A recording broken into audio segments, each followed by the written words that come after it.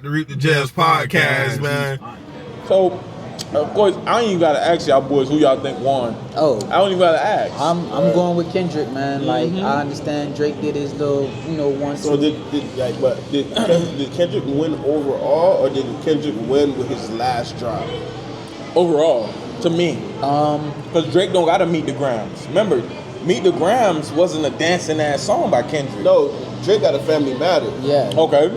No, Kendrick got the Family Matters, right? Drake got Family got the Matters. Family Matters. Yeah. Oh, so Drake got the Family Matters. Kendrick got Meet the Grams. Yeah. That was a letter to Drake's people, right? Yeah. Yeah. Okay. To Adonis, his Adonis, his exactly. mother, their son. So- your son is a sick man. I think men like him should die. Like you right. telling his mother that. Yeah. So, but And I'm sorry, remember what you're about to say, but the thing is, a lot of people, not a lot of people, but some people, especially the Drake fans, I know they was feeling like, oh, come on, Kendrick, you going too far. But you got to understand, when it comes to hip-hop, when it comes to battling, bro, there's no limits. And people should have learned this from when Drake went against Pusha T, bro. Like, this is hip-hop, this is battle, so it doesn't matter. Like, the biggest, of course, one of the biggest, if not the biggest, diss track is Hit 'Em Up. And what Pac said off the rip. That's why I fuck your bitch, you fat motherfucker. You get what I'm saying? So whether it was true or not, exactly. it was a mean cold diss. So yeah, Kendrick is literally going in at Drake and telling his mom how he should have never been born and he should have never been. But hey, it's like that. That's just hip hop. Yeah.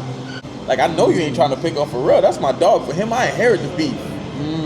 Fuck all that pushing P. Let me see you pushing T. That's Terrence Thornton. I'm Terrence Crawford, nigga. I'm whipping feet. Oh my God. Pusha T real name is Terrence Thornton. And Terrence Crawford is a boxer that really quick on his feet. The triple entendre. Yo, my God, dude. Yo, I felt bad for Drake. Woo. Academics, DJ Academics went on live, was like, Drake, pick up a stick. Do something. This nigga is killing you. I feel like Drake, when he first dropped, we was all like pushing, all right, Drake, that boy did his thing. That shit was hard. Yeah. That shit was hard. Drop and give me 50. Drop and give me 50 was Drake, like the rawest one, out of all of them. Just like how with Kendrick Lamar, the rawest one is not like us. So with that being said, but I think when you go back and dissect the words of what Kendrick was saying, it made more sense. Yeah. And Drake didn't really have too much to say. He kept saying like the same things over and over. So he talked about Top, talked about Dave. Him being short. So those things, when we talk about Kendrick is digging like deep in the bag. And that's what we wanted from him. And he struck really him to applied. the core. He really applied, yeah. So when we talk about the whole Drake versus Kendrick really did his thing, and he really annihilated that. I feel like they both did something, but let me tell you what I feel like. What happened with Drake and Kendrick? All right, Drake dropped a hard verse in the beginning. Kendrick dropped a hard verse in the end. Yeah. So it was kind of like a you know that what's that Chinese symbol where it's like the yin and yang. It was like a yin and yang thing. So it's like they really worked on the universe because if you think about it, it was like yin and yang. Okay, cool. We thought Drake was winning, and then we was like, okay, Drake got some shit that hit the radio. Then fucking Kendrick drops that. They not like us. And we like, oh my God. J. Cole, when you think of J. Cole, you think of the cool, hipster, backpack rapper, college kid. Yeah. You don't think of him about beef. I feel like J. Cole. So I'm not really that mad at him about that. I actually respect him for that because he went on stage and was like, yo, I just want to apologize to Kendrick because I did some of the lamest shit. Even when I was recording, I was like, well, what am I doing? This ain't me. It's just gonna go down in the books, man. You can't forget about it, but you can't hate him for it. You get what I'm saying? Okay. If something comes up and he's in a new beef, we're just gonna be like, he back out of this. Yeah, he about to back out of this. Exactly. It's gonna be one of those things that go down in history when we talking to our kids, like, oh, that guy, you know what I'm saying? That's what that's gonna be. Pusha T was what, like maybe 5-something years ago. Yeah. You know what I'm saying? The Meek Mill was what more like another 8 years ago, something like that. So that's you know what I'm saying? All this stuff's gonna pass over, but it's just about what happening like right now. It was a good run. Like I loved it. Yeah, for sure.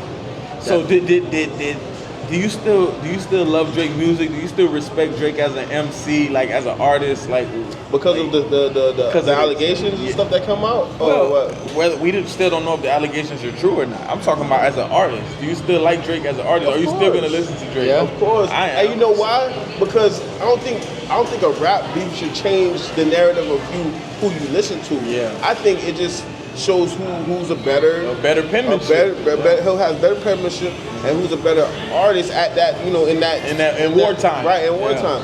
So, and I'm never gonna back down because Drake, he literally went to it with everybody that beefed with him. So I cannot say, oh, Drake is old. He stood firm. He still played, his music still bumps in the club. Yeah. Kendrick music still bump in the club. I'm still gonna bang both of them. Let me ask y'all a question though, right? Now, would the energy be the same if these allegations that they have for him, right, come out to be true, right? I'm gonna have to back up. Well, right? I'm gonna have to back up. Because look how people was with R. Kelly, right? Everybody was R. Kelly fans, but there's actually some women that loved R. Kelly, but because to this day still too. Exactly. But here's the thing: there's some women that's like, you know what? Yeah, you're a great talent, but I can't listen to you. Yeah, out of respect for of my children, you know. Yeah, I mean, my opinion towards that is like, I already kind of did like a little background search where they was talking about. You ever seen Stranger Things? The girl from Stranger Things. Yeah. So Millie Bobby or something like that. She was texting her when she was 14. Yeah, like they was like, you know.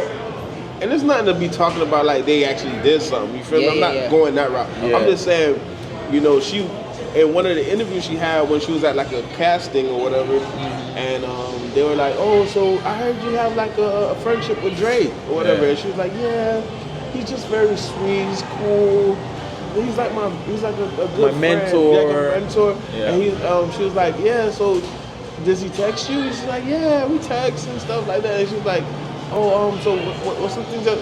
Well, that's kind of like you know. It's just like, you know what I'm saying. Yeah. It kind of made it seem like a thing, It's but awkward. it's really personal. Like you don't have to tell your business. Yeah. You know, but at the same time, awkward. it looks kind of awkward, right? Yeah, for sure. So because it's awkward because why are you as a 30-something-year-old man texting a 14-year-old? I get it, you're her mentor and all that. But the way she made it seem like was y'all text and talk all the time. But I did give it a slight pass because Drake was a child actor. And she's a child actor. Absolutely. So he's probably giving her a few pointers. I'm hoping nothing comes out about it because as you can see now, it's just a whole bunch of mix up just flying around. Absolutely. Bro. And